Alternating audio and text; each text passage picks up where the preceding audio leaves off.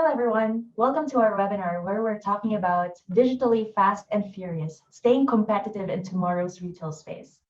There has never been a better time to go shopping, and there has never been a tougher time to run a shop. Consumers can now find, buy, and receive products in a multiplying number of ways. Where shopping was a chore, it now gets done in a few clicks. How can we keep up to the fast pace and stay competitive today? Now, before we start, I want to make some introductions. It's really nice to virtually meet you. I'm Riva. I'm a solutions architect in Outsystems based in Singapore. And And I'm Miguel? and I'm Miguel. I'm the Senior Director for Customer Success in Outsystems. So hold on to your Zoom formal pajamas, and we're going in for a fast ride today as we go through trends and empowering tools in the technology space. So I'd first like to start with something interesting. Human beings and the evolution of our attention span. Based on a study, back in the year 2000, we had an average attention span of 12 seconds. And what do you know? After 20 years, most of which was probably spent endlessly scrolling in social media, it now shrunk to half. And guess what? For a goldfish, it's just 9 seconds. Maybe a goldfish would be better at paying attention to homework compared to kids today. Miguel, are you still paying attention? What are you saying? Sorry. What would have been a big cause of our shortening attention span is how we live today. Let's look at what the world has come to, measured in internet time. In a span of 60 seconds, online sites and services gets millions and millions of hits, and this defines our consumers' expectations. People nowadays are very used to doing everything efficiently through an application, whether it's booking a taxi, seeing what friends are up to, ordering food, paying for bills, or even ordering groceries to hoard toilet paper. All of this is defining our lifestyle today. People are spoiled with efficiency. We want things fast. We want things convenient. We want our apps to improve our entire transaction experience. We live in an age of near instant gratification. Consumers are not so patiently awaiting the next big thing. And if you're not meeting their expectations, our customers will move to our competition. And so, Miguel, I'll pass on to you. So it's not a surprise that the world is changing, but the acceleration of the change is growing faster every day. You're constantly faced with new challenges and threats demanding your attention. I'm going to talk about some of the key trends that deeply affect retail and that are only getting bigger. Obviously, we have to start by mentioning the online explosion. Business has become digital, affecting brick and mortar stores, creating new products, new companies, and enabling global reach. This is what moving fast looks like. A 10 years growth of e-commerce penetration in just a 3-month span. But COVID only accelerated what was already a clear trend. Retail is going online. And if you think this is exclusive to the US, Europe, China, well, think again. Online retail in Asia Pacific will reach $2.5 trillion by 2025, with a compounded annual growth rate of 11.3% until 2024. And this is while consumer spending will take a hit due to the slowdown of economies. In parallel, new generations of consumers are emerging and bringing new expectations to the table. For years, we've been learning about millennials and pivoting our businesses for them. They are demanding, they want everything now, and thrive on social media. But Generation Z is taking their place in the world, on track to be the most well-educated generation yet. From the earliest youth, they have been exposed to the internet, to social networks, and to mobile systems. With a short attention span and a furious speed to adapt to change, they are very comfortable with collecting and cross-referencing sources of information and with integrating virtual and offline experiences. With the impact of technologies and changes in the behaviors of consumers, new preferences are surfacing, deeply impacting businesses and business models. Younger consumers rely on artificial intelligence over store feedback to assist them with their grocery shopping. Subscription businesses are becoming more prevalent as brands know more about the habits and preferences of their customers and can leverage artificial intelligence and big data analytics to provide just the right suggestion at just the right time. These trends are ripe for new competition. New companies are born out of technology, are rising fast, and constantly pivoting to adapt to new trends and new markets. Leading the pack are giants. Companies such as Amazon, Alibaba, eBay, Shopify, JD, Rakuten, and many others are in fact technology businesses born with speed and agility in their DNA. Simultaneously, we're seeing an increasingly crowded unicorn club. Only 10 years ago, the number of organizations achieving a market capitalization of 1 billion was sparse. However, in recent years, this has exploded owing to enabling technology around rich cloud services, high bandwidth on mobile, and new ways of doing commerce digitally. Only during the last year, we saw 37 new retail and consumer-focused unicorns being added to this list. They drive innovation, creating new products and demand, shifting preferences and consumer trends. And more are appearing and will continue to disrupt the markets over the coming years. So, what's the solution? What is the key to address these challenges?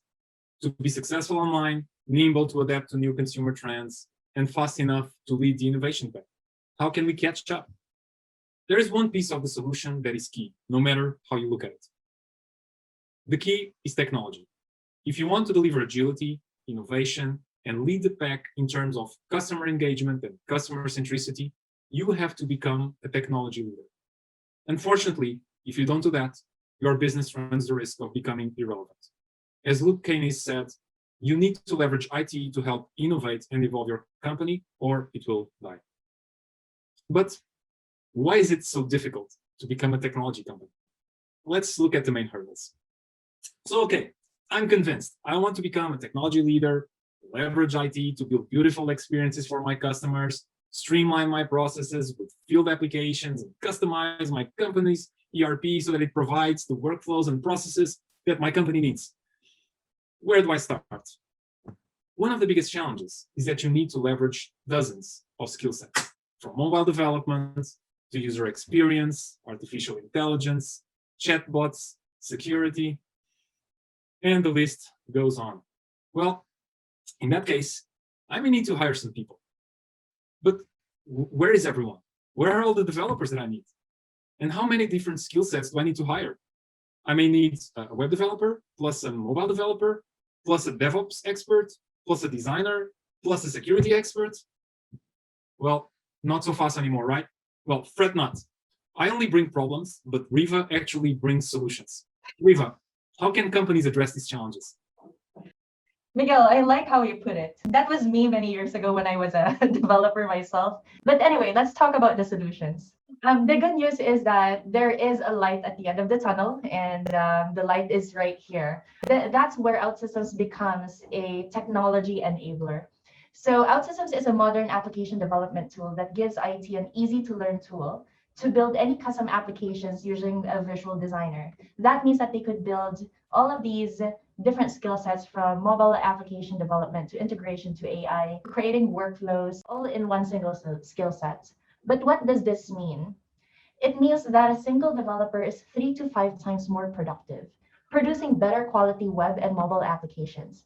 This also means that you can create your business-centric digital automation and competitive consumer-facing apps in Android, iOS, web apps, while boosting the productivity of both your staff and your developers. Now, we know that there's so much that we need to build to keep up, and there's so little time. What do we do with this superpower, and where do we put our focus in? If we put ourselves in a customer's shoes, what sells? So we're going to talk about these 4 pillars that we have: the value, the convenience, the experience, and the trust, all of which are what sells to our consumers. Now, let's first talk about the value.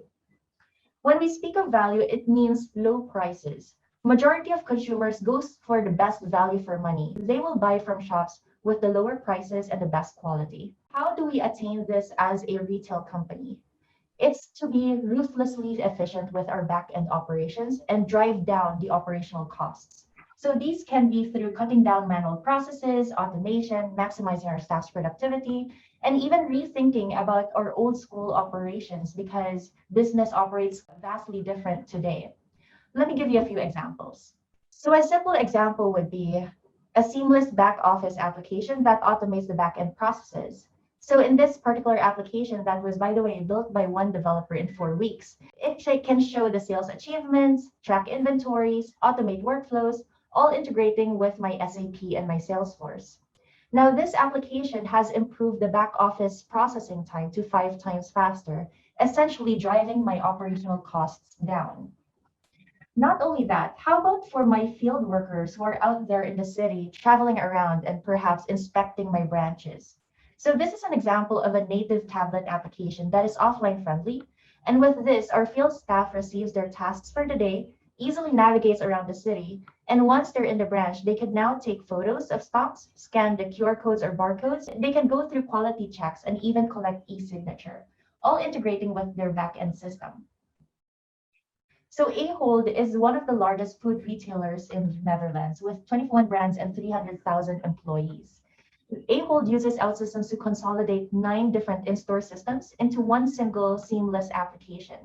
This therefore reduces their task time, boosting the efficiency to 200%. And this expands to 1,000 stores with 100,000 users. Now let me play a video.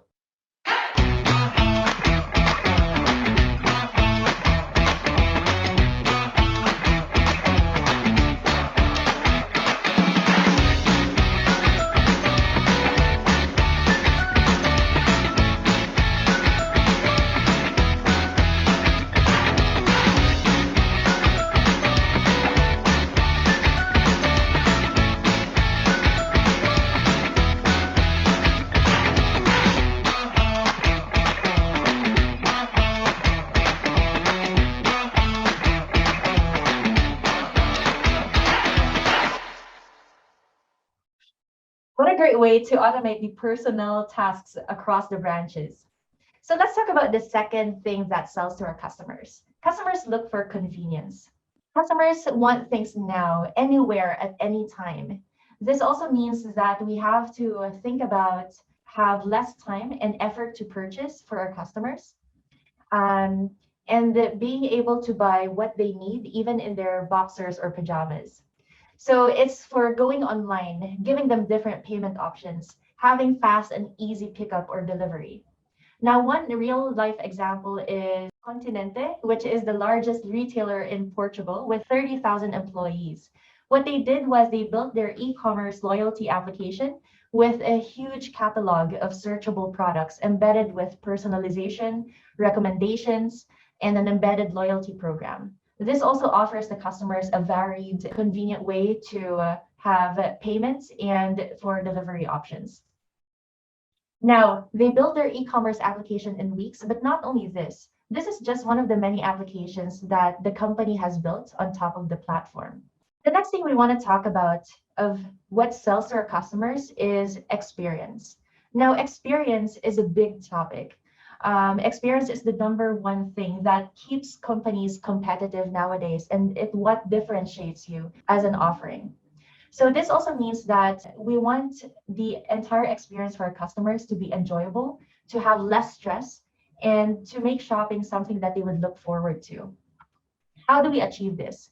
We achieve this by having a customer centric and having customized personalization within our applications. This means great UX and UI, but great UX and UI is already a baseline expectation for our competitors and for ourselves. So we have to take it further by building even more. For example, real-time delivery tracking.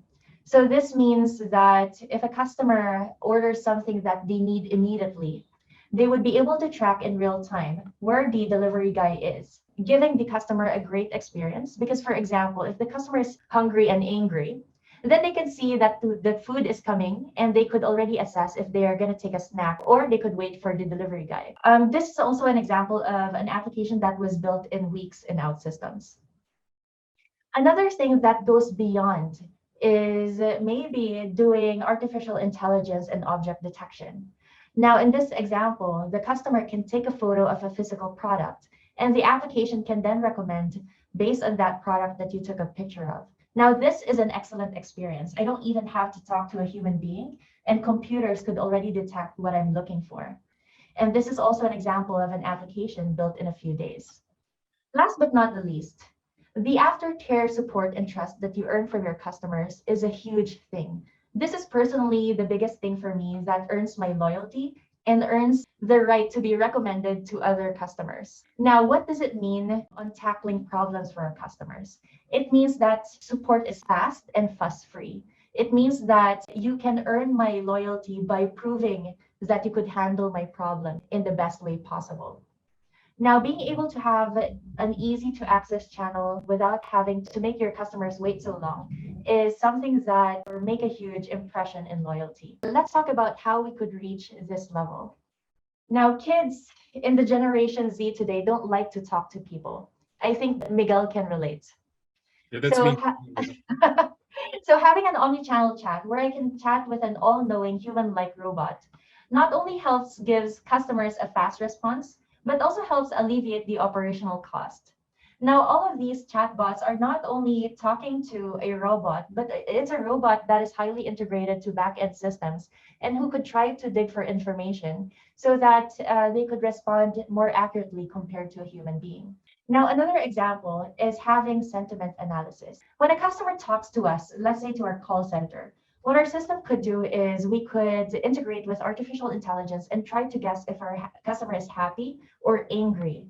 And from there, we could already give a 360 view to our back office officer to see what is the customer's history, what are they looking for, what are keywords and potentially products that we could recommend to our customers. So all of these are technology enablers that could help the experience of aftercare support. Now, beyond this, what is in store further in the future? I'll pass back to Miguel. Thank you, Riva, for the great examples you just presented. So what's in store for the future? The focus will continue to be to reduce friction and make the consumer's life easier. Brick and mortar spaces are not going to disappear, but as Doug Stevens said, 99% of the retail you see around you was built to succeed in the 20th century. Sadly, this means it's built to fail in the 21st century. So they must have a new role and be transformed to focus on adding more value to the customer's experience by connecting the physical retail space with the digital space. This is called phygital. Phygital uses mixed spaces leveraged by technology to amplify the benefits from the best of both worlds. From virtual reality that allows you to simulate furniture in your living room to RFID self-checkout, phygital creates an extra layer of connectivity and experience for your customers. That's what Jerónimo Martins is doing with their Store of the Future experiment, where technology is used to enable innovation with rapid prototyping to iterate from ideation to execution and creating a top customer experience.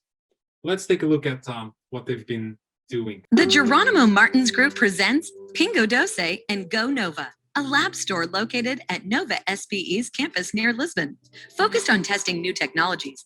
This store is designed for a new generation of consumers. Let's see how it works. After downloading the Pingo Doce and Go Nova app, you just have to show the QR code at the entrance gates. Inside the store, a virtual shopping basket is created by tapping the price tags. You can also scan the product barcodes and still have a super fast shopping experience.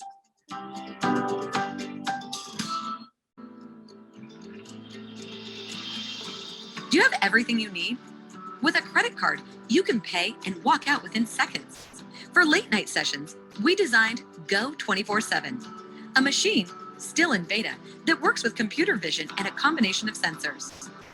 To open the machine, just use the app and immediately pick what you want to take. Products are automatically charged as soon as you close the doors. This is just the beginning. We want to understand how to improve your shopping experience. We count on your help to discover new solutions for our stores.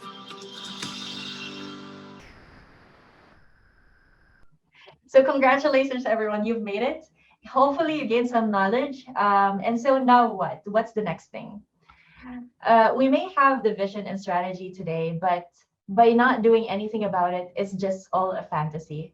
So here's my suggestion. I'd like to challenge you to use technology as the enabler. If you don't know where to start, please go to our website, outsystems.com, and you could click try for free to try the system yourself and see how you could create your custom-built apps fast. And with this, we would like to enable you to implement your dreams of being digitally fast and furious.